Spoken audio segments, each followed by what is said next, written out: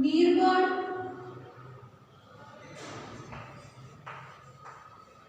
સુવર્ણ.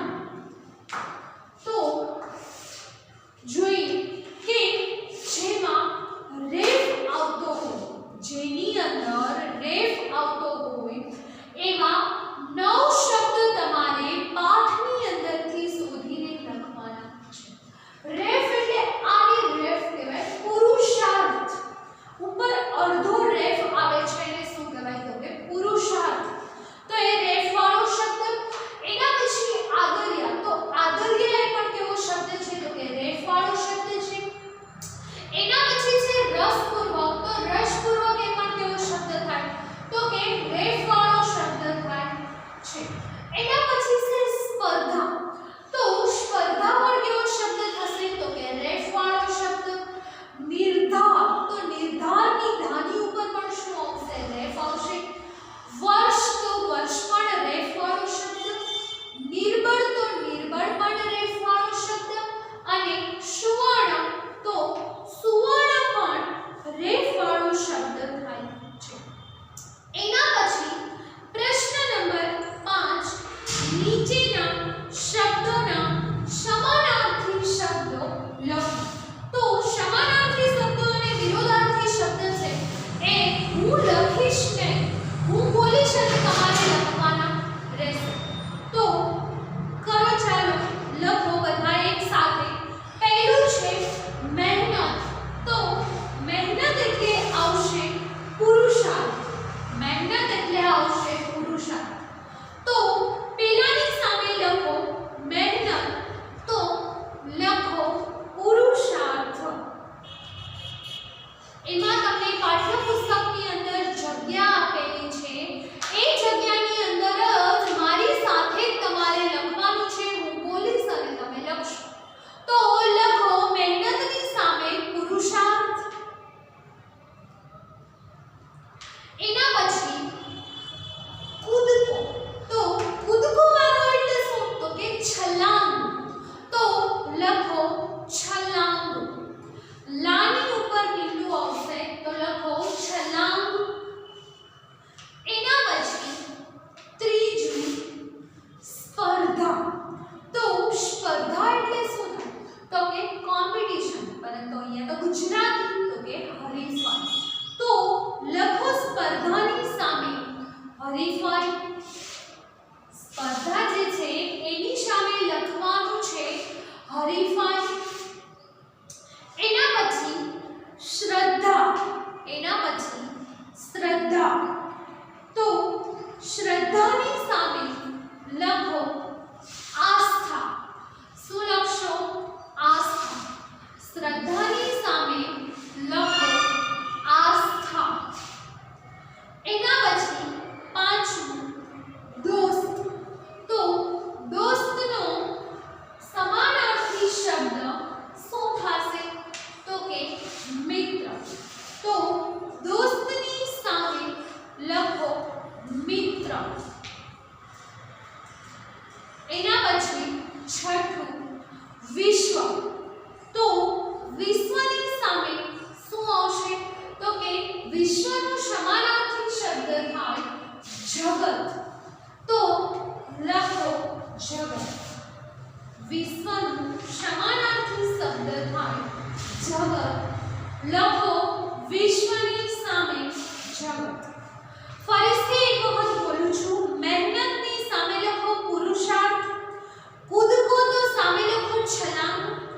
સ્પર્ધા તો હરીફાઈ. શ્રદ્ધા તો આસ્થા. એના પછી દોસ્ત તો મિત્ર. અને એના પછી લાસ્ટ વિશ્વ તો જગત. લખાઈ ગયું ને બધાને? તો એના પછી જોઈએ પ્રશ્ન નંબર 6. એના પછી જોઈએ પ્રશ્ન નંબર 6. નીચેના શબ્દોના વિરુદ્ધાર્થી શબ્દો લખો. પ્રશ્ન નંબર 6 છે નીચેના શબ્દોના વિરુદ્ધાર્થી શબ્દો લખો. તો જોઈએ વિરુદ્ધાર્થી શબ્દમાં પહેલું છે હાજર. તો હાજરનો વિરોધી શબ્દ શું થાય તો કે ગેરહાજર. તો લખો બધા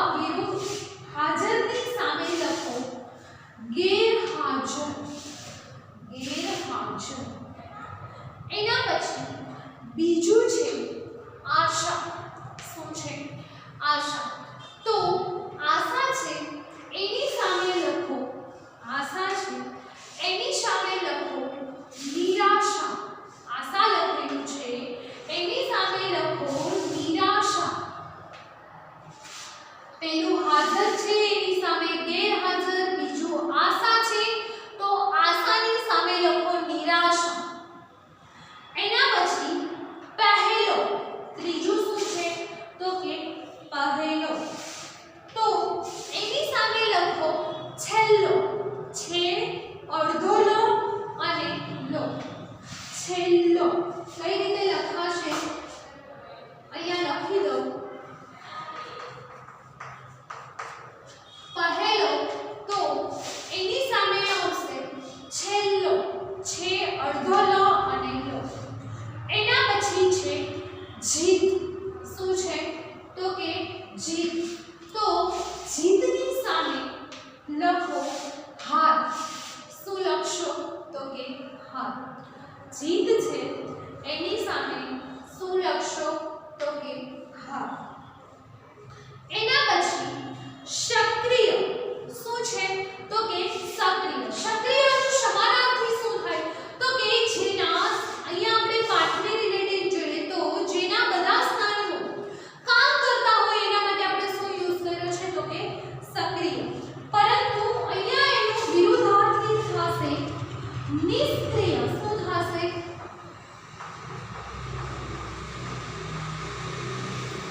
એનું વિરુદ્ધાર્થી થશે નિષ્ક્રિય. શું થશે નિષ્ક્રિય. જોઈ લેજો બોર્ડમાં લખેલું છે કઈ રીતે નિષ્ક્રિય લખાય. એના પછી મૂંગા. તો કે મૂંગા, મૂંગા એટલે કેવા તો કે શાંત, પરંતુ સમાન અર્થ નહીં, એનો વિરોધી. તો મૂંગા એટલે કેવા તો કે બોલકા. લખો બોલકા. મૂંગાનો વિરોધાર્થી શબ્દ કીધું છે એટલે મૂંગા, તો એનો વિરોધાર્થી લખો બોલકા. ફરીથી એક વખત હાજર, તો એની સામે લખ્યું ગેરહાજર. એના પછી આશા તો નિરાશા. એના પછી પહેલો તો છેલ્લો, પહેલો તો છેલ્લો, બરાબર. એના પછી જીત તો હાર. એના પછી સક્રિય તો નિષ્ક્રિય, સક્રિય તો નિષ્ક્રિય, અને લાસ્ટ મૂંગા તો બોલકા. લાસ્ટ મૂંગા તો બોલકા. એના પછી પ્રશ્ન નંબર 7, નીચેના શબ્દોની સાચી જોડણી લખો. નીચેના શબ્દોની સાચી જોડણી લખો. તો જોઈએ, પહેલું છે જિંદગીભર. પહેલું છે જિંદગીભર. પ્રશ્ન નંબર 7, એમાં પહેલું શું છે તો કે જિંદગીભર, પરંતુ રસ્વઈ આવે છે. જિંદગીમાં જી જે આવે છે એ રસ્વઈ આવે છે. અહીંયા તમને શું આપેલું છે તો કે દીર્ઘઈ આપેલું છે, એટલે જિંદગીભર જે છે એ આવી રીતે લખાશે. જિંદગીભર છે એ આવી રીતે લખાશે. એના પછી છે શ્રદ્ધા. શું છે શ્રદ્ધા. તો શ્રદ્ધા જે છે એ આવી રીતે લખાશે. શ્રદ્ધા જે છે એ આવી રીતે લખાશે. શ્રદ્ધા જે છે એ આવી રીતે લખાશે. અડધો ધ અને ધા એવી રીતે શ્રદ્ધા લખાય નહીં. શ્રદ્ધા જે છે એ આવી રીતે લખાય છે. ધા આપણે બોલીએ છીએ પણ કરવાનો હિન્દીનો દા. શ્રદ્ધા બોલીએ છીએ પરંતુ કરવાનો કઈ રીતે તો કે કરવાનો આવી રીતે દા. એના પછી છે હરીફાઈ. તો હરીફાઈની અંદર રસ્વઈ છે ત્યાં આવશે દીર્ઘઈ.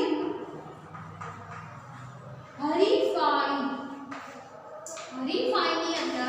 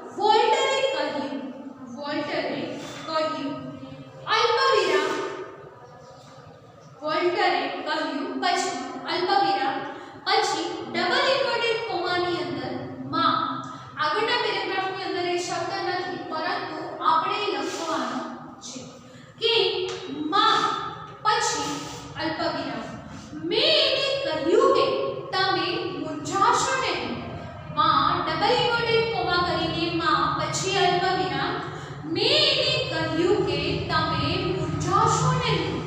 મેં એને કહ્યું કે તમે મૂંઝાશો નહીં. પછી અલ્પવિરામ, પછી લખવાનું ગભરાશો નહીં, પછી પાછું અલ્પવિરામ, સહેજે હિંમત હારશો નહીં, પાછું અલ્પવિરામ. આજ ભલે તમે ચાલી શકતા ન હો, આજ ભલે તમે ચાલી શકતા ન હો, પછી પાછું અલ્પવિરામ. પણ એક દિવસ આપણે, એમાં એમ છે કે એક દિવસ આપણો, પરંતુ ત્યાં આવશે આપણે, બરાબર? એ ભૂલ છે બાય મિસ્ટેક.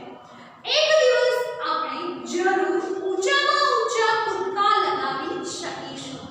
એક દિવસ આપણે જરૂર ઊંચામાં ઊંચા કૂદકા લગાવી શકીશું. પછી પૂર્ણ વિરામ અને ડબલ ઇન્વર્ટેડ કોમા. પછી પૂર્ણ વિરામ અને ડબલ ઇન્વર્ટેડ કોમા છે એ ત્યાં પૂર્ણ કરવાના છે. તો આ પેરેગ્રાફ જે છે એ તમારે સૌપ્રથમ તો સવાલ લખવાનો અને પછી એની નીચે જવાબ મેં તમને કીધું એ રીતે પેજ નંબર 70 ઉપરથી 10મી લીટીમાં જે છે એ તમારે લખવાનું રહેશે, બરાબર? એના પછી જોઈએ પ્રશ્ન નંબર 9. એના પછી જોઈએ પ્રશ્ન નંબર 9. નીચેની ખાલી જગ્યામાં યોગ્ય સર્વનામ મૂકો. નીચેની ખાલી જગ્યામાં યોગ્ય સર્વનામ મૂકો. પહેલું રાકેશ આવ્યો છે. પહેલું રાકેશ આવ્યો છે. ખાલી જગ્યા કહો કે કશું બોલે નહીં. રાકેશ આવ્યો છે. ખાલી જગ્યા કહો કે. રાકેશ આવ્યો છે. ખાલી જગ્યા કહો કે કશું બોલે નહીં. હવે ખાલી જગ્યાની અંદર આપેલું છે બે શબ્દ, એણે અને એણે. એણે અને અણ.